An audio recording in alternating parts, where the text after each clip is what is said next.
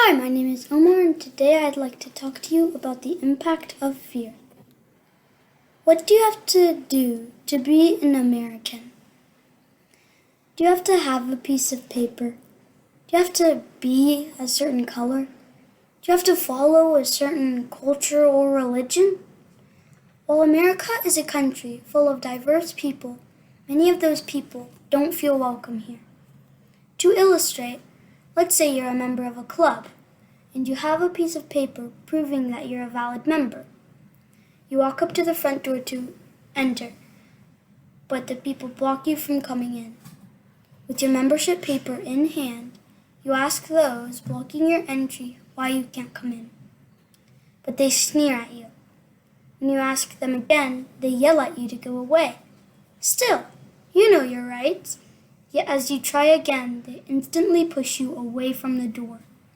Now you feel that you don't belong in your own club. Who wants to feel that way or live like that? Unfortunately, many Americans are made to feel like they don't belong in their own country every day. Sadly, they are seen as foreigners, even though they are American citizens. For instance, my grandparents came to the United States in 1971. That means they have been American citizens for 48 years, which means they have been American longer than any one of us in this meeting. Unfortunately, they are still seen by some people as others. A fear of foreigners is called xenophobia. When we fear people who come here from another country, we show our bias. Real deep inside, the people who target those who look different show their prejudice. Prejudice means they are prejudging. Oftentimes, we can prejudge things that make us afraid, and we fear that which we don't understand. But this fear isn't harmless. You see, fear leads to anger, anger leads to hate, and hate leads to violence. When citizens are targeted based on their religion, race, or gender, with acts of intimidation, vandalism, and aggression, we call these incidents hate crimes.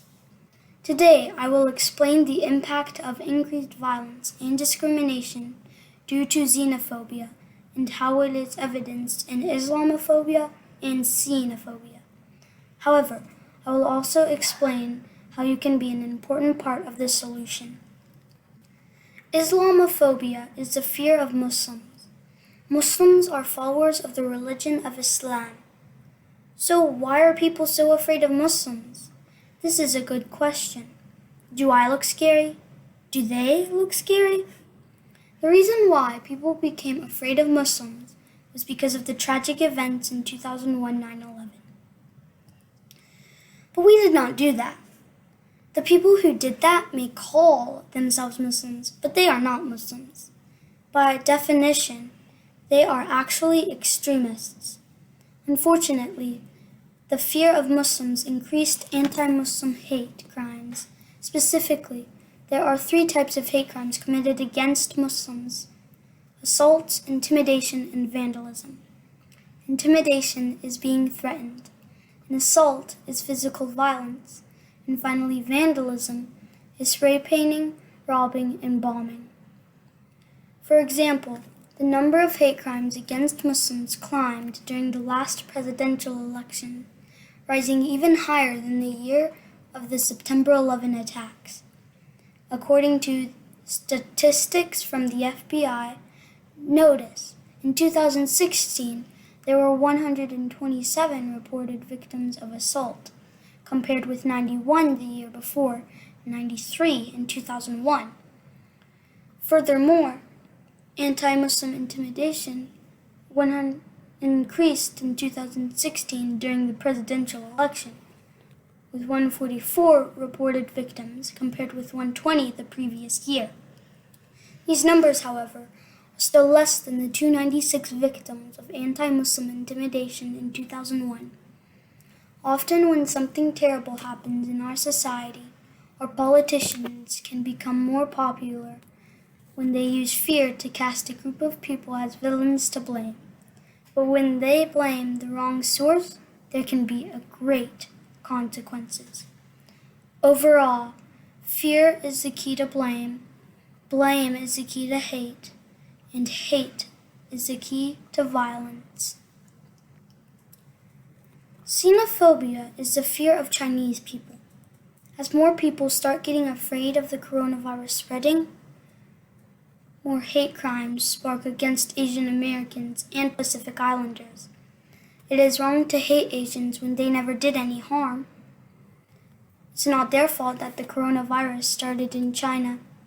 Did you know that the World Health Organization strongly encouraged all scientists and leaders to follow the best practices when naming a human disease?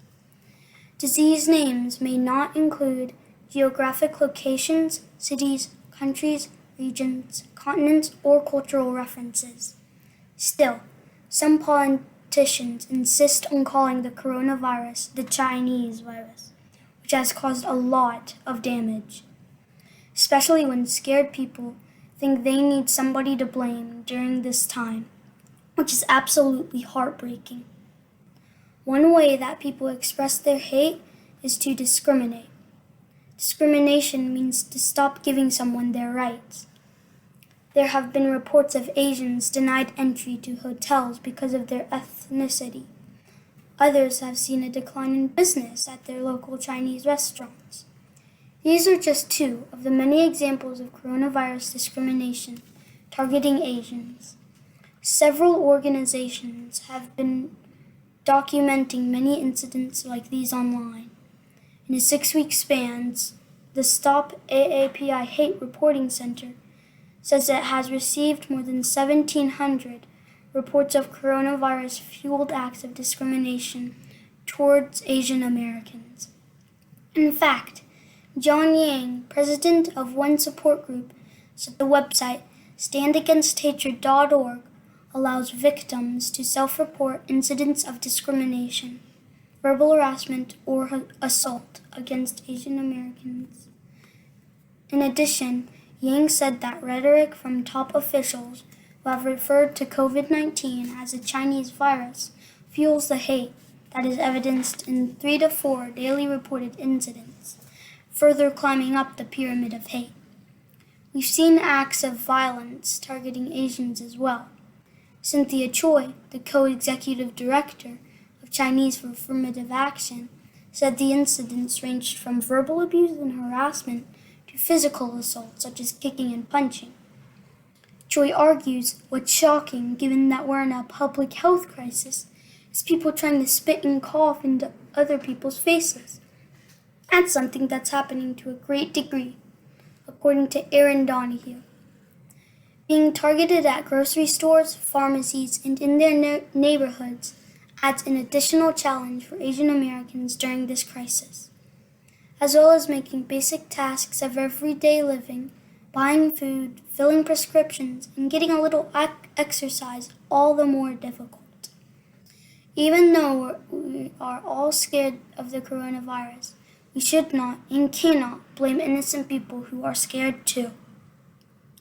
I know everything I just said is very disturbing, but please don't lose hope. If you want to make a difference in stopping the unnecessary fear of others, follow these steps that I've adapted from an article written by Carla Herrera Russo. One way is to talk openly about identity. This can include race, ethnicity, ancestry, and religion. We can eliminate fear by understanding the identities of people who are different. Another way is to ask your local targeted community how you can help. Don't be scared to approach them. Oftentimes, they can think everybody is against them because of all the negative messages in the media and the mean words spoken by politicians. That's why it is even more powerful when you become friends with members of the targeted groups. In addition to becoming their friend, you can encourage members of the targeted group to report hate crimes. This requires a trusting relationship between you and the targeted community. Furthermore, you can refuse to stay silent on hate. Some ways to do this is to contact local news when their media coverage unfairly focuses on stereotypes. Or you can contact politicians to demand they respect members of a targeted group. In conclusion, xenophobia is wrong. We need to help these targeted members of our community. As citizens of the United States, we need to stop blaming a whole group of people based on other people's actions. Islamophobia and xenophobia is not just a Muslim or Chinese kind of problem. It's actually a people problem. It is my hope that we can all no longer look at a person as a label, but see them as a person and an important part of our community. Thank you.